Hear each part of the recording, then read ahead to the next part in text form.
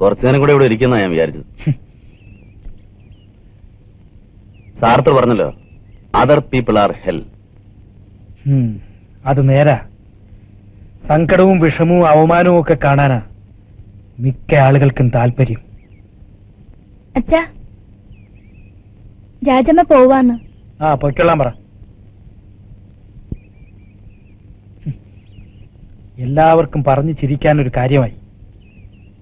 ഭർത്താവിന്റെ കഴിവുകേട് കൊണ്ട് ഭാര്യ മറ്റൊരാളുടെ കൂടെ പോയി. ഉദ്യോഗവും പദവിയും മാന്യതയും ഒക്കെ ഉണ്ടായിട്ടെന്താ, ഒരു കഴിവുകെട്ടവൻ